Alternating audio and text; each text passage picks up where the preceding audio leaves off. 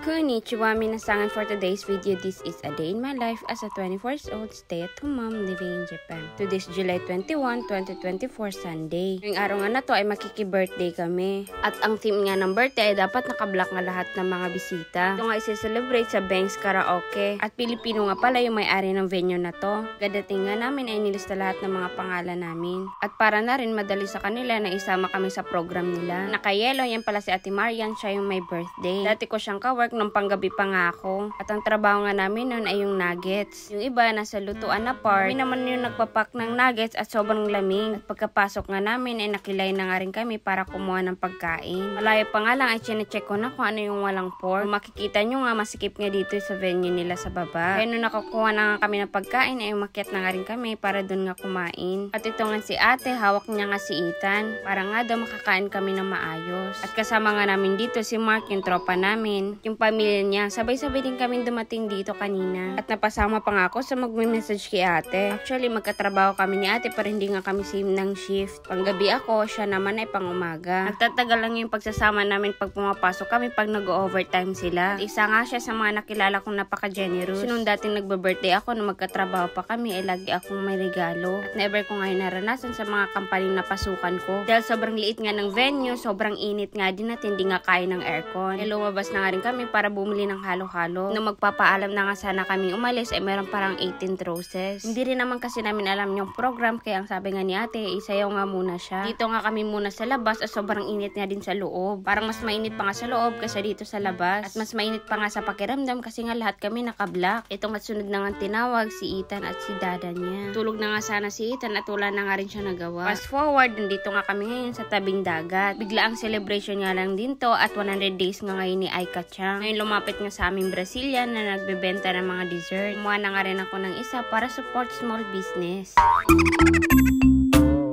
Inspired na nga rin ako kay kuya at gusto ko na nga rin magbenta ng ice candy. Perfect nga yun kasi sobrang init nga rin talaga ngayon. Ito nga't matatanaw nyo ngayon dagat at hindi na nga rin kami lumapit doon at sobrang init nga din. Ito nga sa napwestuhan namin ay may nagsa-celebrate din ng birthday. Perfect nga din yung napwestuhan namin at malamig nga yung simoy ng hangin. Laking tipid na nga rin ng kuryente at 24/7 nga yung aircon sa bahay. Itong si Ethan kahit ano na nga inaabot sa bag namin. Nasa point na siya ng buhay niya na gusto niya lagi siyang busy. Nagagalit pag walang ginagawa.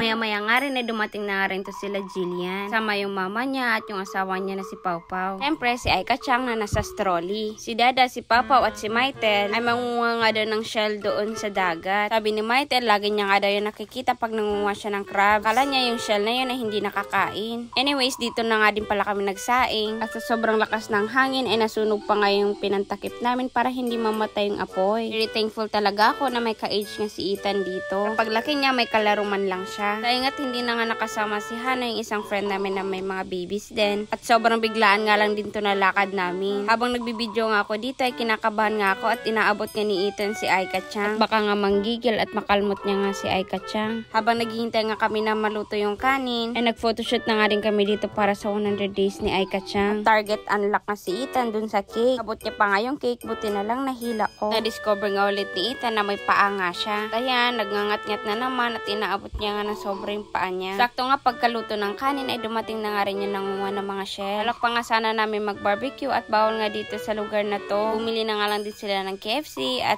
cake para sanda ngayon ni Aika-chan. And don't forget to follow our page. That's for today's video. Thank you for watching. Matane!